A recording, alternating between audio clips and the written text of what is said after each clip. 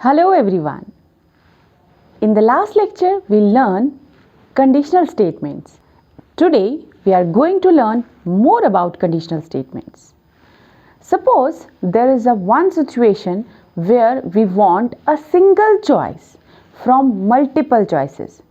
That means now there is no condition but there is a selection between the choices.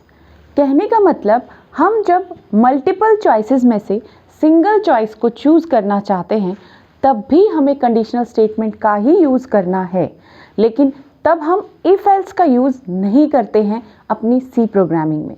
तब हम use करते हैं एक keyword का जिसका हमको याद रखना है स्विच, SWITCH।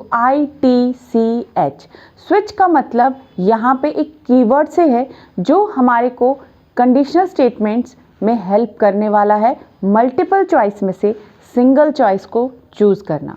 स्विच यहाँ पे जो आप लिखने वाले हैं वो आपको हमेशा याद रखना है कि स्विच जो है वो स्मॉल केस में होगा। जो चीज़ स्मॉल केस में है उसका मतलब वो रिजर्व है। रिजर्व का मतलब उसका मीनिंग हम चेंज नहीं कर सकते, वो हमको वैसा का वैसा ही लिखना है। और जब भी मल्टीपल चॉइस यानी कि मेन्यू ड्रिवन, कभी आप रेस्टोरेंट में जाते हैं तो वहाँ आप बिल वगैरह देखते हैं, आप देखते हैं मेन्यू दिया होता है, वो सारा का सारा स्विच प्रोग्रामिंग से ही किया होता है। तो स्विच प्रोग्रामिंग को करने के लिए आपको स्विच कीवर्ड टाइप करना पड़ेगा। आपकी स्क्रीन पे आप देख रहे होंगे स्विच लिखना है, उसके बाद जो आपको कंडीशन देनी है वो आप कंडीशन इसको दे सकते हैं। आपने कंडीशन दी, कंडीशन के बाद ओपनिंग एंड क्लोजिंग ब्रेस आपको पता ही है। उसके बाद आप इसमें कुछ मल्टीपल चॉइसेस बनाना चाहते हैं। मल्टीपल चॉइसेस के लिए चॉइसेस बनानी पड़ेंगी। अब मल्टीपल चॉइसेस के लिए आपको फिर एक और कीवर्ड की ज़रूरत पड़ेगी जिसको हम कहते हैं case. So case is use for making the multiple choices, यानी कि जब आपको स्विच लिखना है उसके अंदर आपको इंडेंट करना है केस को, CASE, और आपने जो भी एक्सप्रेशन, चाहे न्यूमेरिक चाहे आप कैरेक्टर में कोई भी चॉइस वेरिएबल लेना चाहते हैं वो आप देंगे। उसके बाद आपको कॉलन लिखना है, उसके बाद जो प्रोग्रामिंग आप उसके अंदर करना चाहते हैं, जो चॉइसेस बनाना चाहते हैं वो, और उसके एंड में you have to mention a break, BREAK। देखिए फिर आ गया यहाँ पे कीवर्ड। हमने, आपको याद होगा हमने लास्ट लेक्चर्स में कहा था कि जैसे जैसे हम प्रोग्रामिंग में प्रैक्टिकल में आगे मूव करते जाएंगे आपके कीवर्ड्स हम यूज़ करते जाएंगे, जो 32 कीवर्ड्स हमने हमारे लास्ट लेक्चर में बोला था। सो कीवर्ड ब्रेक लगा दिया और उसके एंड में आपने सेमीकोलन हर एक केस में करना है। केसेस उतने नंबर ऑफ बनाने हैं जितनी आपकी मल्टीपल चॉइसेस हैं। और आप जब चाहते हैं कि अब इफ़ में जैसे एल्स था कि कोई चॉइस अगर नहीं है तो नन ऑफ दीज अबाव होता है, आपको याद होगा, या ऑल द अबाव होता है MCQs में, वैसे ही हमारे यहाँ पे डिफ़ॉल्ट होता है। डिफ़ॉल्ट, फिर देखिए यहाँ पे कीवर्ड है जो आपको याद रखना है, डिफ़ॉल्ट, DEFAULT, और इसको भी आपने स्मॉल में ही लिखना है। और जब आप ये कर लेंगे तो आपका ये प्रॉपर सिंटेक्स जो है वो रेडी हो जाएगा। अब देखिए हमारी एक्चुअल प्रोग्रामिंग कि हम इस सिंटेक्स को कहाँ यूज़ करेंगे और कौन से ऐसे प्रोग्राम्स होंगे जिनमें हम इनको यूज़ करेंगे। तो आपकी स्क्रीन पे आप देख रहे होंगे कि हमने एक प्रोग्राम लिख दिया है, टाइप करा है। कौन सा प्रोग्राम? जब आप अकॉर्डिंग टू नंबर एंटर कराना चाहते हैं और अकॉर्डिंग टू इनपुट चाहते हैं कि अगर आपने नंबर एंटर करवाए हैं 2 और आप चाहते हैं कि ऑपरेशन जो है वो आपके अकॉर्डिंगली हो, यानी कि अगर मैं एक चॉइस दूं 1, अगर मैं एक डिजिट एंटर कराऊं 1 तो मेरे को आंसर उसमें मिलना चाहिए what? Addition of 2 numbers. In the similar manner 2 for the subtraction, isn't it? 3 for हम करेंगे मल्टीप्लिकेशन, 4 फॉर डिवीजन। ये 4 जो चॉइसेस हम मेक करेंगे ये हम मेक करने वाले हैं स्विच की हेल्प से। तो स्विच में हम यही चीज़ करने वाले हैं जहां हम मल्टीपल चॉइसेस देने वाले हैं, और मल्टीपल चॉइसेस जो हैं वो आपके लिए ये सब देखेंगे स्क्रीन पे। हम 1 बाय 1 स्विच का जो सिंटेक्स है उसको इसमें डाल देंगे। लेकिन काम करने से पहले अगर हम डिफ़ॉल्ट चॉइस में एक कीप इट अप मैसेज डाल देते हैं जिससे आपको एनकरेजमेंट होगी, तो हमने डिफ़ॉल्ट में यानी कि जब कोई चॉइस आपकी अवेलेबल नहीं है तो आप उसके लिए कीप इट अप मैसेज जो है वो शो करना चाहते हैं। प्रीवियस जब हमने इफ एल्स किया था तो उसमें हमने एल्स में रॉन्ग इनपुट जो था वो मैसेज प्रिंट कराया था, आप वहाँ पे कीप इट अप मैसेज भी प्रिंट करा सकते हैं। तो चलिए अब इस प्रोग्रामिंग को अगर हमने एक्चुअल प्रोग्रामिंग में डालना है तो क्या करना पड़ेगा। सबसे पहले हमको जो फॉर्मेट है वो पूरा लिखना पड़ेगा, include hash all the things, hash include stdio.h, ये सब तो आप बहुत सारी प्रोग्रामिंग में अभी तक करते आए हैं, तो सेम चीज़ है। फिर हम इंटर करेंगे, क्योंकि 2 नंबर्स की रिक्वायरमेंट है तो हमको 2 नंबर्स लेने पड़ेंगे। मेन के बाद हम इंट a b और ch वेरिएबल, देखिए वेरिएबल्स का रिक्वायरमेंट भी आपको हमेशा याद रखना है अकॉर्डिंग टू द चॉइस। ये नहीं कि आपने बहुत सारे वेरिएबल्स कर दिए हैं, आप स्क्रीन पे देख रहे होंगे हमने उतने ही वेरिएबल्स यूज़ किए हैं जितने वेरिएबल्स आपको रिक्वायर्ड है। जो वेरिएबल आपको रिक्वायर्ड नहीं है, आपने एक लाइन नहीं लगा देनी है वेरिएबल्स की, तो आपने क्या करना है a b एंड c सीजर, आपने माइंड में ये रखना है कि मुझको कितने वेरिएबल्स की रिक्वायरमेंट है। तो आप अब स्विच में जाएंगे और स्कैनफ आपको पता है एंटर करने के लिए होता है, इनपुट लेने के लिए होता है। तो आपको हमेशा याद रखना है जब भी आप स्कैनफ करें तो वेरिएबल के आगे आपको हमेशा एम्परसेंट साइन लगाना है। एम्परसेंट साइन के बिना आपका प्रोग्राम वर्क नहीं होगा।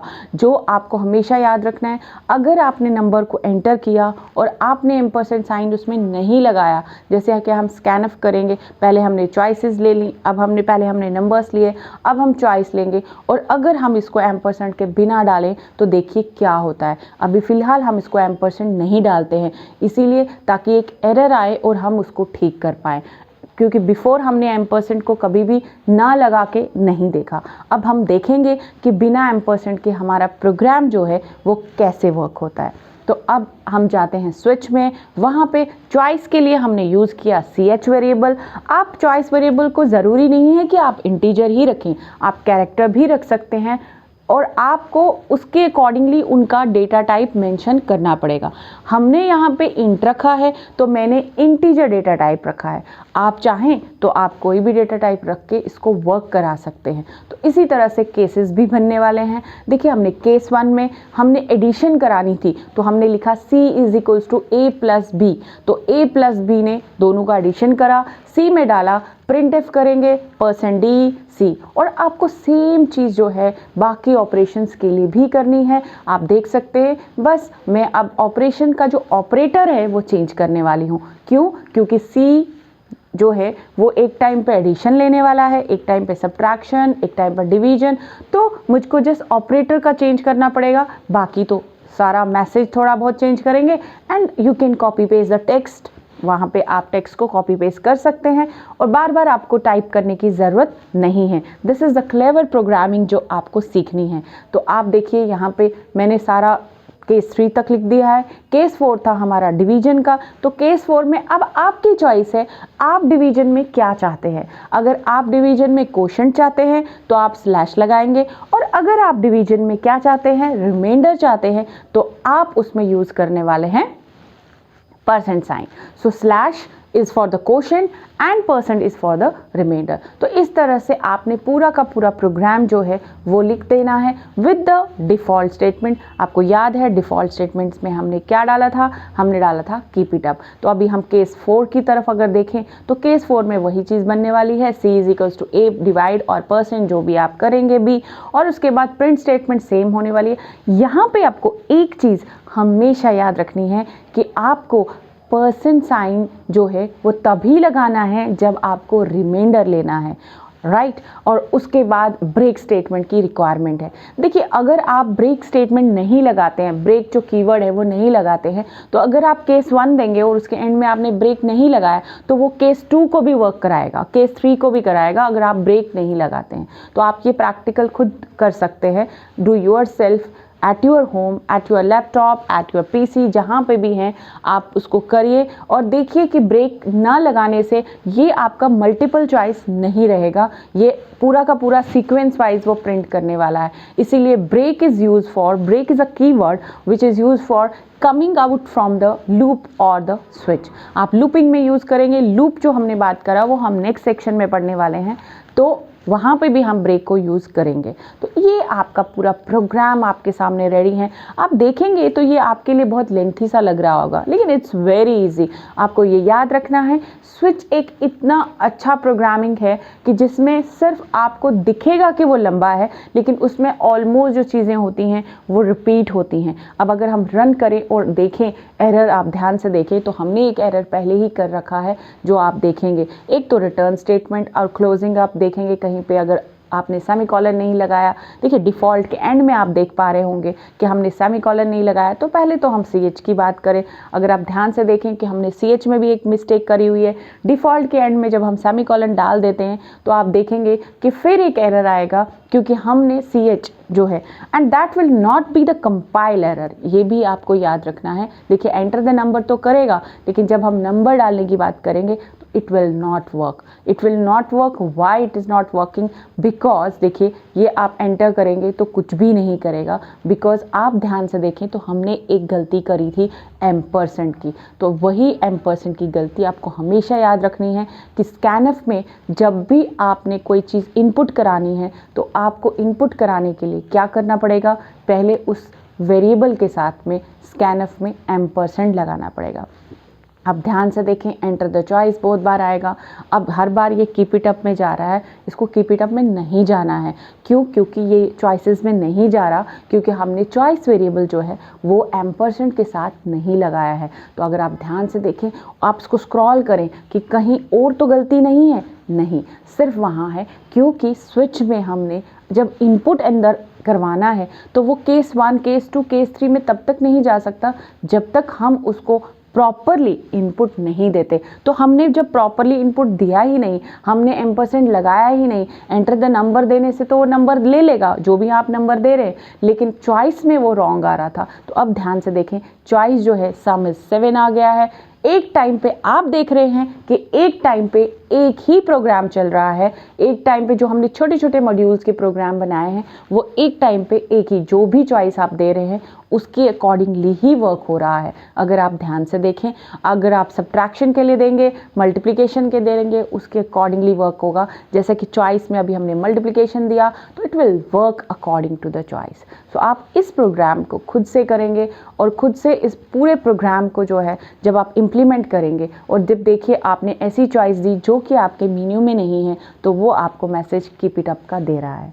तो this was the program which was related to your switch programming. So आज हमने कंडीशनल स्टेटमेंट्स को जो है वो कंप्लीट किया। कंडीशनल स्टेटमेंट्स हमने दो चीज़ें देखी, एक हमने लास्ट सेक्शन में इफ एल्स देखा और आज हमने स्विच देखा। ये दोनों ही आप मिक्स भी कर सकते हैं, स्विच के अंदर आप इफ़ भी डाल सकते हैं और इफ़ के अंदर आप स्विच भी डाल सकते हैं। आपको जैसे भी प्रैक्टिस करना है आप कर सकते हैं, लेकिन ये आपको ध्यान में रखना है कि आपने जो सिंटेक्सेस पढ़े हैं वो सिंटेक्सेस प्रॉपर होने चाहिए। अगर आपने सिंटेक्स में कहीं पे भी कुछ गड़बड़ करी है तो आपका प्रोग्राम वर्क नहीं होगा। तो ये थे आज का conditional formatting and conditional statement से रिलेटेड सेक्शन। मैं मिलती हूँ आपको नेक्स्ट सेक्शन में।